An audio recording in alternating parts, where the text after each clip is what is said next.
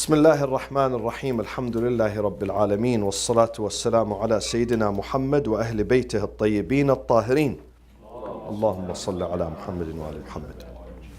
So we said that many among the companions of the prophets, they mastered the art of what? Tafsir. They became experts, many of them. Some books, they put the number at 10. They mentioned their names, and we mentioned the names last time. Some people say, no, it was more than 10. But those are the most outstanding. The 10 are the mostly reported. The biggest number where their tafsir was reported and published are 10. Others are many, among them women too. So our author, who's a very good author, the man that I'm using his book, he's expert in this field. He chooses 4. Among those 10, we take 4 case studies. The first case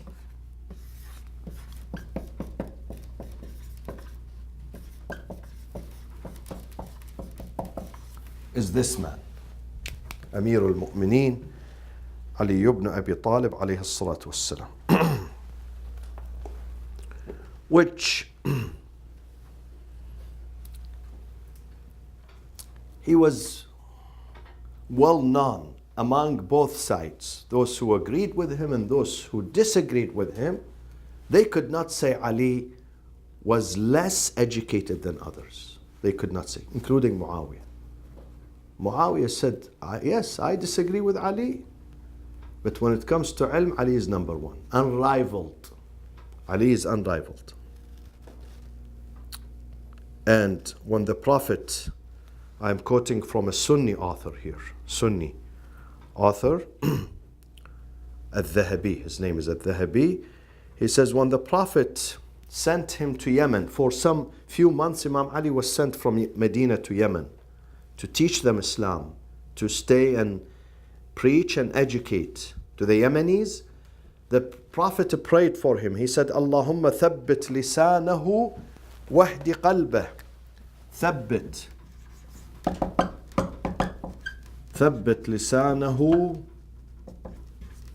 wahdi qalbah.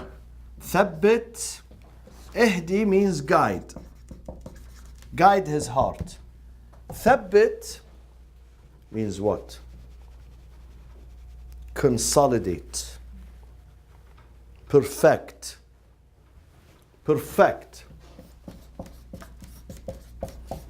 Perfect his tongue. So every sentence he says is a correct sentence. He doesn't say something wrong. And this is not easy, my friends. A person speaks his entire life and he doesn't say something wrong.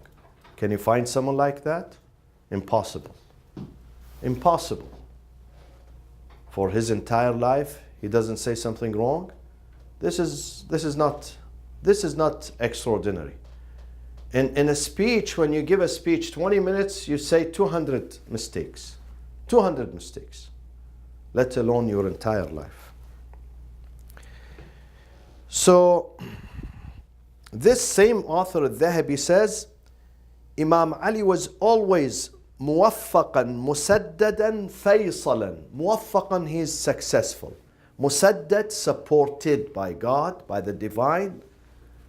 And faysal. What is faysal? The meaning of faysal. Faysalun fil mu'adilat. During problems and conflicts, he is what? He is faysal. What is faysal? Faysalami dahad. Even the Iranians, they use it. It resolves the issue. Exactly. Resolving the issues. He would resolve. They come to him, he gives the right answer. Someone who resolves. To resolve is faysal. To resolve. To give the perfect opinion. حتى ضرب به المثل فقيل قضية ولا أبا حسن لها. قضية. and this is what Umar said and others, that every qadiyya means when something is important, they try to find a solution, an answer to it, becomes qadiyya, a cause, important cause, which with no answer. So every important cause with no solution, with no answer, we need Abu al-Hasan alayhi salam to determine it for us and to show it and to explain it and to give his final answer.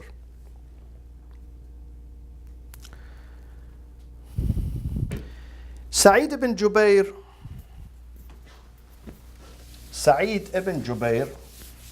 and we have Sa'id ibn al-Musayyib. I will speak about both of them. One of them is Sa'id ibn Jubair. The second one is Sa'id ibn al-Musayyib. Both of them are scholars. Both. And both of them are tabi'i. What is tabi'i? Tabi'i. Both are tabi'i. Is that the next generation after the... Exactly. But Sa'id ibn Jubair was at Kufa, al-Kufa. Sa'id ibn al-Musayyib was at al-Madinah. This guy, he was born 46 Hijri, he died 95. This guy, the second one, he was born 15 and he died 94 Hijri.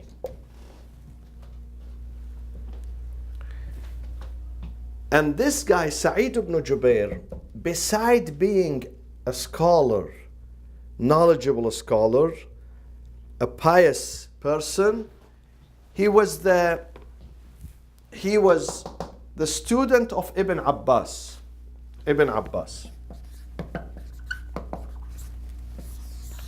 And eventually he was killed. Sa'id ibn Jubair, he was killed in a very tragic way by Al-Hajjaj.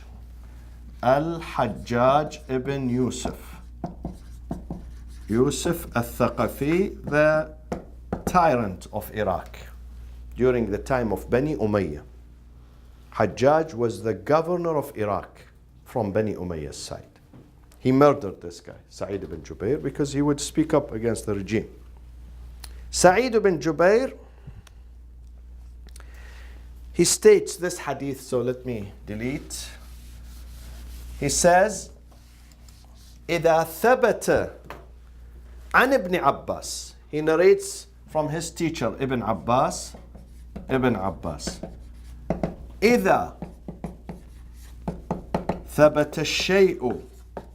When something is proven or said, or we know for sure that Ali said this, عن علي, لم نعدل, we would not turn إلى غيره. لم نعدل إلى غيره. If we are sure that Ali said this opinion, this interpretation of the Quran, this opinion, whether it's in fiqh and Quran, then we would not turn to someone else other than Ali. That's it. Because we know we got the answer.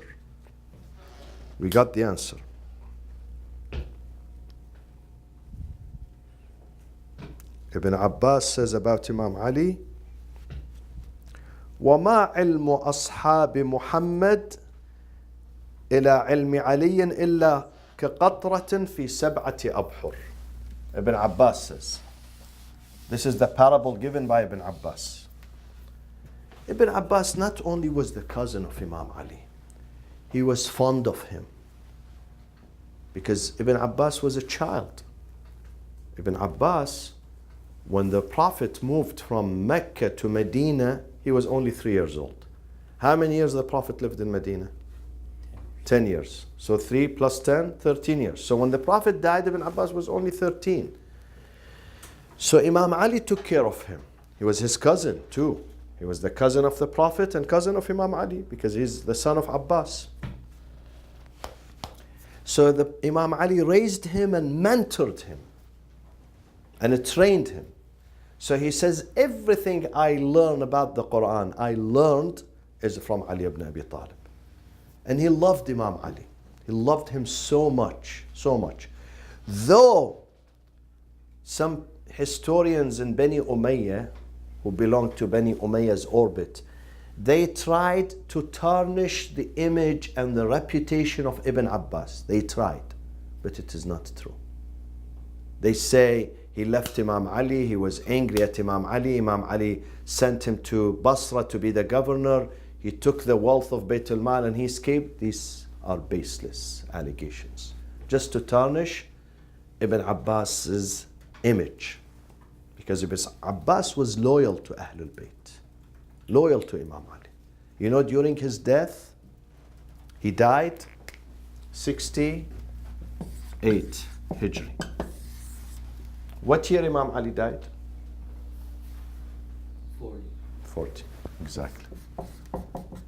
What year was the day of Ashura? 61. 61 Hijri. He died 7 years. They say the cause of his death was because he wept for Imam Hussein and his family. He kept weeping and weeping and weeping until he died. He died in the city of Ta'if. Ta'if is close to Mecca.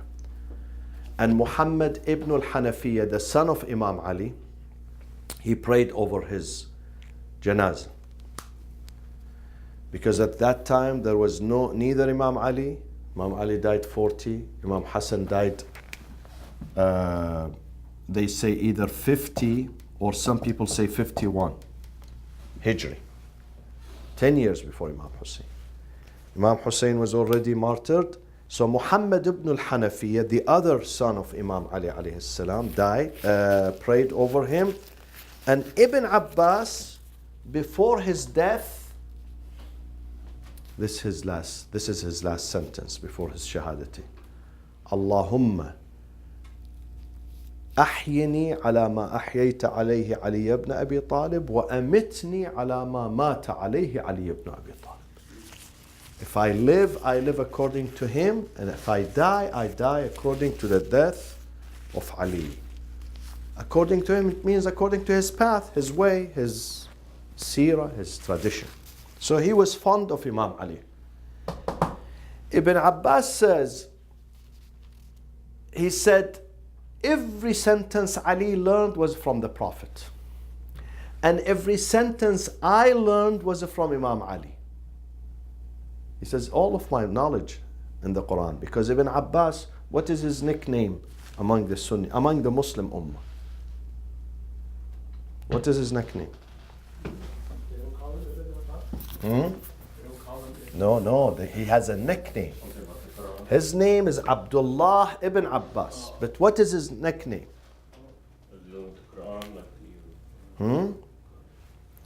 His nickname, it's very famous. Habrul Ummah. Habrul al-Ummah. What does Habr mean? No, Hibr. Habr means the scholar. Therefore we have in the Quran, this is mentioned in Ahbar. اتخذوا أحبارهم ورهبانهم أربابا من دون الله. Ahbar means ulama, scholars. So the alim of the ummah, the scholar of the ummah was Ibn Abbas, and then they add something else to Habr. Habrul ummah wa what else? وترجمان القرآن. Tarjuman, the interpreter of the Quran. This was his nickname.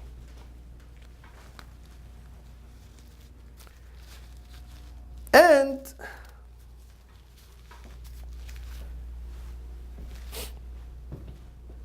ironically or non-ironically, the Sunnis, they love him. Alhamdulillah, at least we have someone who respects Ahlul Bayt and be appreciated by the Sunnis. They love him. This is why in many of their books, An Ibn Abbas, An Rasulullah. Though when the Prophet died, he was only 13. Imam Ali was 33. Imam Ali was 20 years senior, but they don't mention Imam Ali. Taboo. Don't mention Imam Ali. So was he considered the Shia? Or, Of course, yeah.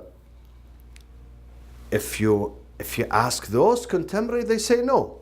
Right. But from his tradition, his loyalty, his stands, yes, he was Shia, of course. He stayed with Imam Ali to the last breath. And he is one of the ones that he chided the second Caliph Umar. He chided him. He had the guts. See, people were intimidated, especially during the second Caliph. First Caliph was easygoing. Besides, he didn't last, only a couple of years. Second Caliph, he lasted more than 10 years. And he was harsh. So they did not dare to criticize him. They did not, except Ibn Abbas. Ibn Abbas, because he's the cousin of the Prophet, and nobody can, sideline him. Nobody can ignore him. He has a weight. Within the Ummah, he has a great weight. So and Umar would love to speak to him. Sometimes he would walk with him just by themselves in Medina. In the roads of Medina, they walk by themselves. Umar, he loved to, because with Ali, Umar was an embarrassment for him to ask Imam Ali. Because he knows he took the Khilafah from Imam Ali. So he cannot go every time. Though he said 70 times, لا أبقاني الله لمعضلة ليس لها أبو الحسن. May I not live to a problem where Abu al-Hasan is not there to solve it. But he cannot ask him directly. He would, but not frequently. But with Ibn Abbas, he would ask him. He would be more comfortable. Because Ibn Abbas was not rival to him for Khilafah, while Imam Ali was rival.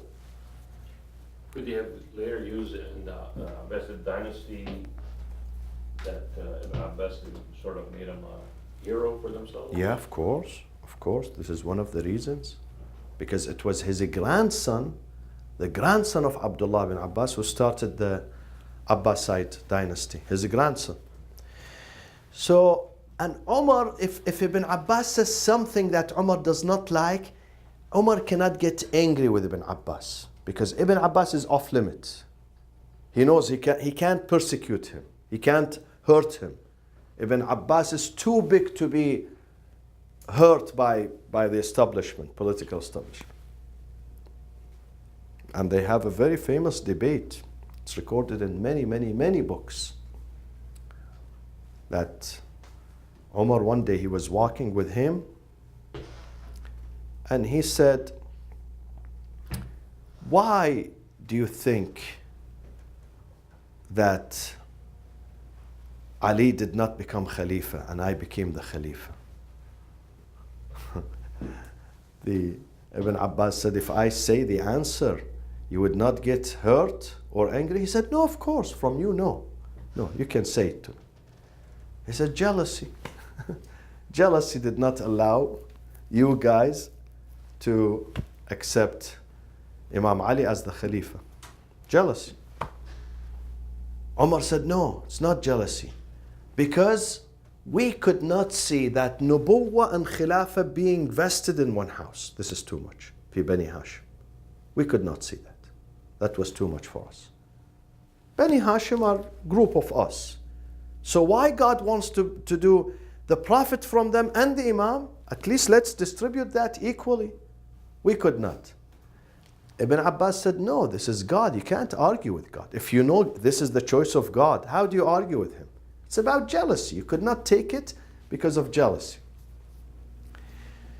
So Ibn Abbas, he says, the knowledge of Ashabu Muhammad, the companions of the Prophet, compared to the knowledge of Ali, is like a drop, qatra, a drop, in 7 seas. في سبعة أبحر, not one sea. سبعة أبحر. It's a drop, like a drop, in 7 seas, not just one sea. قطرة في 7 أبحر. Say, I'm sorry, what was that? The 7 seas, what was that?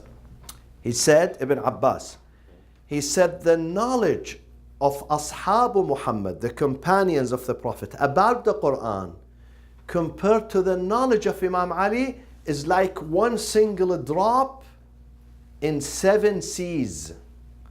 Has no, you can't find it in 7 seas. Well, what's the value of 1 drop? It means nothing.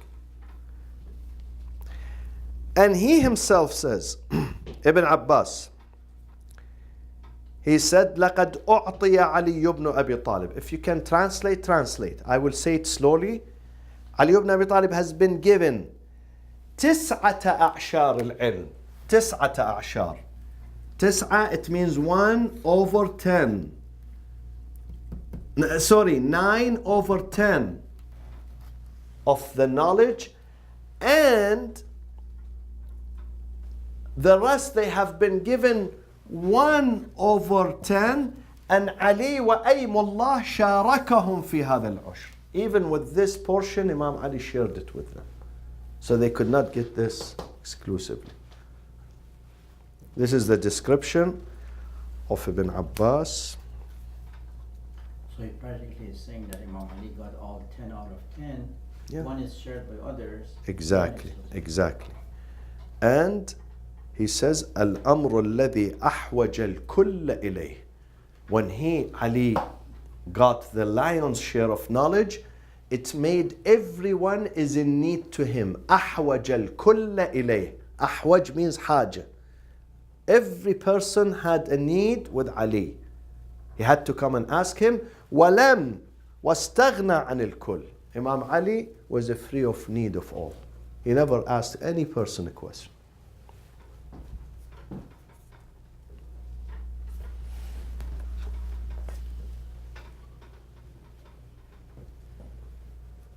Sa'id ibn Musayyib, do you remember I put his name here? Again, this is Tabi'i, second generation, but he lived in Medina, while Sa'id ibn Jubair, he lived in where? The first guy. Kufa, exactly. Sa'id ibn Musayyib, he was considered one of the 7 fuqaha of Medina. In Medina, they were top, the high ranking fuqaha were 7 people, one of them was this guy. And he died in 94 during the Khilafah of Al-Walid ibn Abdul Malik. Walid was in Damascus. Ibn Abdul Malik. Sa'id ibn Musayyib, he says, no one could dare to say, no one could dare to say Saluni except Ali ibn Abi Talib. Saluni, ask me.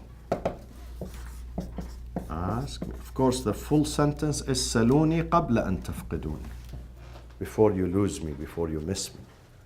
That was the only person among the companions of the Prophet who could say and declare with full confidence, Saluni, ask me.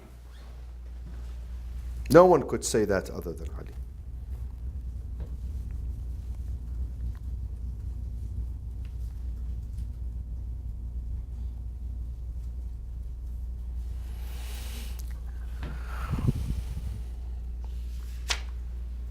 What can we say about Imam Ali? I don't know. And if I spent 5 hours, still, it's not. The Sunnis, they narrate that the Prophet said, Aliyun ma'al Qur'an. This hadith is narrated by many Sunni sources. Aliyun ma'al Qur'an wal Qur'anu ma'a Ali. Ali is with the Holy Book. And the book, لن يفترقا. They would not depart from each other, separated from each other, حتى يرد علي الحوض, until they both arrive on the pond of Kawthar. And of course, أنا مدينة العلم وعلي بابها, I am the city of knowledge and Ali is the gate. And Imam Ali, he says, فإنه ليست آية إلا وقد عرفت. No single verse in this book except that I know نزلت بليل أم بنهار, whether it arrived during the day or the night. في سهل أو جبل, whether it was in the valley while the Prophet was in the valley or in the mountain. I know exactly the details of this book. And he says, كنت إذا سألته أنبأني. It was only two cases. Either I ask the Prophet, or if I don't ask him, he initiates telling me. Sometimes I initiate asking him. إذا سألته أنبأني. Once I ask him, he would answer me. وإذا سكت, if I don't say something, the Prophet, he himself comes. ابتدأني. ابتدأني means he begins the conversation with me. And of course, فما نزلت على رسول الله آية من القرآن. No verse of Quran descended upon the Prophet. إلا أقرأنيها. First he will teach me how to read it. أقرأنيها. Okay. وأملاها عليه. He will dictate this verse so I can write it. Okay. فكتبتها بخطي. I will write every verse with my handwriting. خطي. وعلمني تأويلها وتفسيرها. The Prophet teaches me the tafsir and the inner meaning, the ta'wil, esoteric meaning of it. وَنَاسِخَهَا وَمَنْسُوخَهَا. The abrogated one and the abrogated and the abrogator. Which one came first? Which one cancelled the other? وَمُحْكَمَهَا وَمُتَشَابِهَهَا. We have muhkam and mutashabih. Muhkam, which is a clear meaning. Mutashabih is what? Is open to interpretation. Exactly. Obscured meaning. Obscured. Requires more effort to understand it and to compare it to other verses. وَخَاصَّهَا وَعَامَّهَا. The one that is general and the one that is specific. وَدَعَ اللَّهَ أَن يُعْطِيَنِي فَهْمَهَا وَحِفْظَهَا.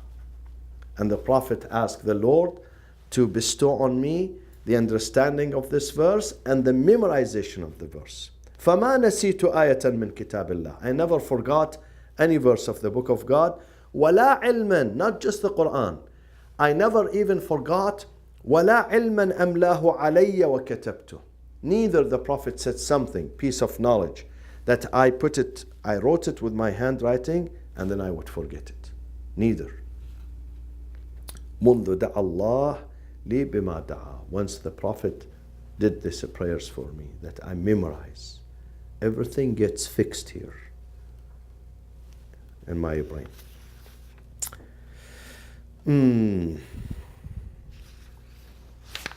You know, one of the reasons that some people did not like Imam Ali, of course, it was jealousy. But also because some of them, they found in him during the life of the Prophet that Ali usurped their time where they were supposed to be with the Prophet, but this guy occupied the Prophet's time. Because Ali was the only one who was permitted to see the Prophet day and night. Some people during the day. You need to get an appointment. You need to ask permission. But the Prophet said, Imam Ali, he did not need a permission. You can come anytime. Any time of the day and the night. And he would say in Nahj al-Balagha that sometimes I go and I greet. So if the Prophet is praying, he raises his voice. So I know he's praying. And this is a signal that you can come. I'm praying. I can't say alaykum as-salam or come in or tafaddal, for instance. So I'm signaling that I'm praying. This happens to me many times. My wife, she wants to call me, Abu Hadi, Abu Hadi. And I say, Allahu Akbar. No, not that loud, you know. So she knows I'm not ignoring her. I'm just praying. So this is what the Prophet did to Imam Ali. So this situation made some people unhappy that this guy is too much too much attachment and closeness to the Prophet. The Prophet is giving preference to him, lots of a preference to this man, and this created troubles for Imam Ali later on, especially with Aisha, with Hafsa, with others, even some of the male companions. They did not like this. They didn't like this. The second man after Imam Ali is definitely his student, Abdullah ibn Abbas.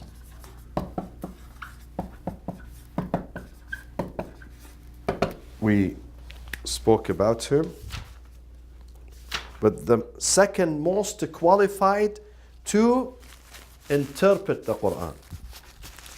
To interpret the Quran. حبر الأمة ترجمان القرآن.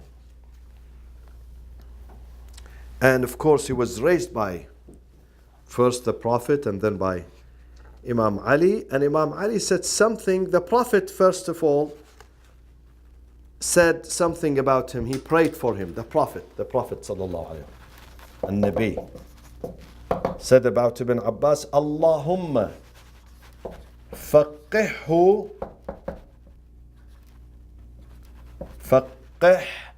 فقهه في الدين وعلمه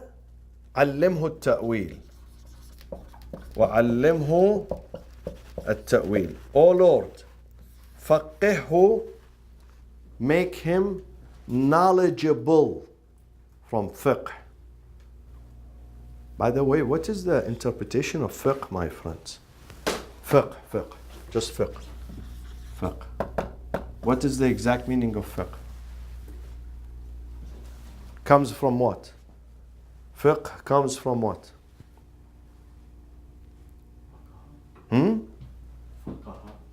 فقه يفقه. Yes, فقه. So فقه is, what is فقه? Understand. Exactly. Understanding. To understand. So, O Lord, فقهه في الدين, make him understand faith, وعلمه, and teach him, inspire him, التأويل, the esoteric meaning of the book. These special verses that requires special knowledge. And what does the Quran say about ta'wil? Atiyya Khanum, in Surah Al-Imran, what does he say about ta'wil? وَمَا يَعْلَمُ تَأْوِيلَهُ. The ta'wil of the Quran, it is not known save by إِلَّا اللَّهِ وَالرَّاسِخُونَ فِي الْعِلْمِ. The Lord, illallah, and those who are well versed. Rusukh. Rusukh means they have a strong foundation in knowledge. And those are Muhammadun wa Alu Muhammad. And this guy is also considered part of Al Muhammad. Part of Al Muhammad, of course. Imam Ali said also something good about Ibn Abbas. What did he say? Imam Ali, when he was teaching him and he realized that Ibn Abbas is very intelligent, he said, كَأَنَّمَا يَنظُرُ. This is Imam Ali alayhi salam, Amir al-Mu'mineen. كَأَنَّمَا, as if he ينظر, he looks to the ينظر إلى الغيب, to the unseen, من ستر رقيق. As if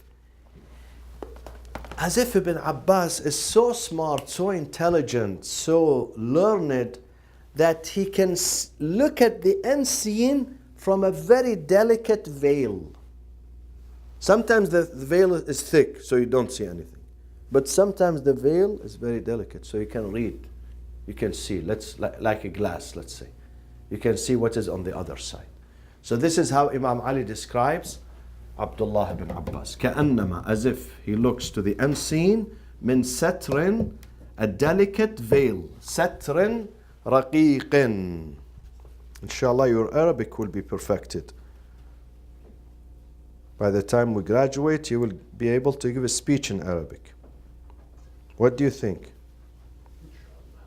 Inshallah. You have to start. Okay. And then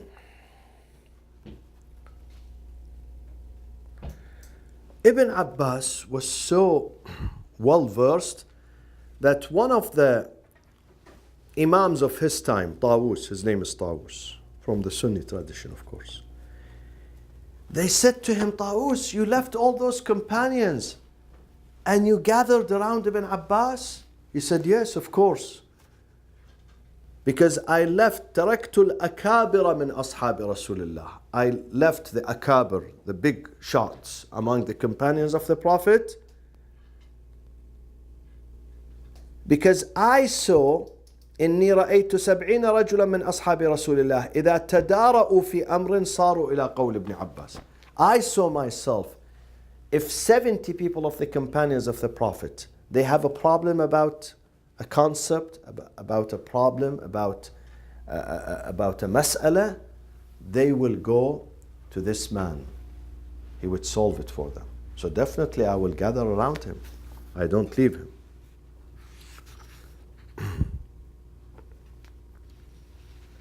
What else we say?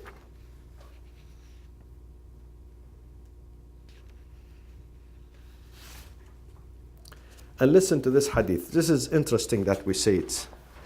Ibn Abbas, before his death, he said that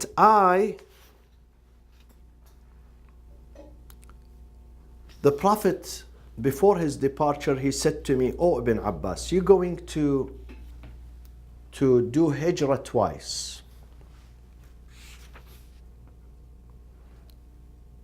One hijrah is with me. You did it already. From where to where?" He was 3 years old. The other hijrah is going to be with Imam Ali. From where to where? Exactly. Yeah. Imam Ali, during his khilafah, he did the hijrah and then he died in Kufa. And he's buried there. He didn't return to Medina. He stayed in Kufa 4 years and 9 months, and eventually he was killed and he's buried there. So he went with him to Kufa. Ibn Abbas, during the time of Imam Ali, he went to Kufa. وَأَمَرَنِي, the Prophet ordered me, commanded me, أَنْ أَبْرَأَ مِنْ خَمْسَةٍ, I dissociate myself from 5 groups. Number 1, الناكثين. Who are nakithin? Testing your history. The people of what? الناكثون. Your father has said this many times in his Persian speeches. Nakithun are the people of Jamal, the camel. Talha, Zubair, others. وَمِنَ الْقَاسِطِينَ, disassociate myself from قاسطون. Who are قاسطون? The people of Muawiyah. وَمِنَ الْخَوَارِجِ, those are the third group. وَمِنَ الْقَدَرِيَّةِ وَمِنَ الْمُرْجِئَةِ. Who are Qadariyah? These are 2 philosophical groups. Who was Muawiyah's people? قاسطون. شو first one الناكثون. ناكثون جمل. قاسطون معاوية. مارقون. Who are مارقون? خوارج. Nakith, what is the root of nakith? Comes from what? It's mentioned in the Quran. وَمَن نَكَثَ فَإِنَّمَا يَنْكُثُ عَلَى نَفْسِهِ. Breaking the covenant. You make a covenant, ahd, contract, then you break it. You violate. This is nakth. This is called nakth. Nakth, to break the covenant. They did bay'ah with Imam Ali, Atiyah. They came, they did bay'ah with him, then they broke it, they turned against him. This is nakth, nakithun. Qasitun are, who are qasitun? Qasit is what? In the Qur'anic terminology, what is qasit? What is the qasit? Qasit is the unjust, meaning zalim, unjust, wrongdoer, qasit. And this is the group of Muawiyah, who waged the war. What war was it of Muawiyah? What war? What do we call the war? Saffin. How many people were killed? 100,000. Million? Dr. Ali, there were no million people in the whole earth. I think it was 100,000. This one, Jamal, how many? In Basra, how many? We guess 10,000. I think I've seen the Iraqi around more. Yeah. And the last one, Al-Mariqun. Atiyah, do you write Arabic or not? Yeah. Okay. What is Mariqun? Mariqun, who are they? Seceders. Seceders. Seceders. They seceded. Seceders. Mariq. Mariq, it's like someone who was with you in your army and then he deserts and he turns against you. He was with you. Seceders. Khawarij. Seceders.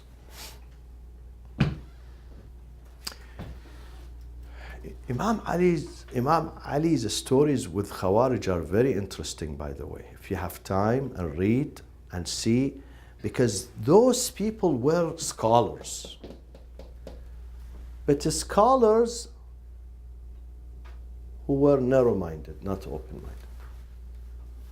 You know, some of them would, when he stands for the prayers, he would recite Baqarah, Al-Imran, Ma'idah, 3-4 chapters in one rak'ah.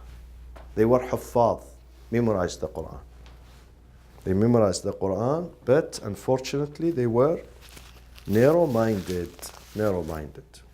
Ask Allah not to make you narrow-minded, believe me. Because knowledge with narrow-mindedness is nothing, is zero. There's no knowledge. It's a dangerous knowledge, actually. Dangerous knowledge. So Imam Ali would have debates with them. Debate. And then they would tell Imam Ali, don't allow them to come to the mosque. They will pollute the minds of the people. Imam Ali says, no, the mosque is open. The mosque has to be open. We should not fear them. We should equip ourselves with knowledge to know how to debate with them. Not that we shut the door. Shutting the door is not. This is not my policy. لا نمنعهم مساجد الله. Unless they carry arms, they come to kill, then we don't allow them. Other than that, we would give them a freedom of expression, and as a result of a freedom of expression, they killed Imam Ali. They killed him, they murdered him. Because with them, still Imam Ali would have no bodyguards. Having so many enemies in Kufa around him, he had no bodyguards. And then he had a famous saying, Imam Ali. He says, لا تقاتلوا الخوارج من بعدي. Don't chase them and murder them after me, after my death. لأنهم. Why? لأنهم what? For what reason? Huh? You haven't heard that story? Wa'izi, he's trying to. When he looks at me sometimes, he tries to remember some of the books and lectures that he read. He tries to retrieve. Sometimes when you Google something, it takes 2 seconds, so he's processing that. He said, don't fight the Kharijites after me. Why? لأنهم, something very important, he said, and this reveals Imam Ali's justice. He was just. لأنهم طلبوا الحق فأخطأوه. Their niyyah is to pursue truth. But because of their narrow-mindedness, they went into the wrong direction, not the right direction. طلبوا الحق. They were seeking justice and truth. But unfortunately, فأخطأوه. They went into the wrong direction. So those were the Kharijite. Nakithin, Qasitin, Mariqin. And the Prophet said to Ibn Abbas, 2 more, stay away from them. Who are they? Huh? Who are they? I just mentioned them. Qadariyah. What is the Qadariyah? What is it?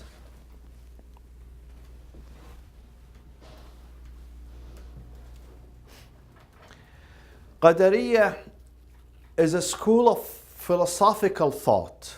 It's a philosophical school that believes that God has no interference in our life.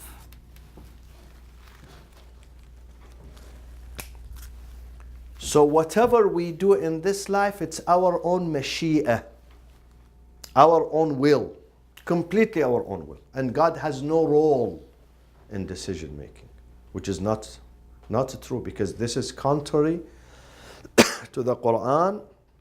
وَمَا تَشَاءُونَ إِلَّا أَن يَشَاءَ اللَّهُ رَبُّ الْعَالَمِينَ. You cannot make a decision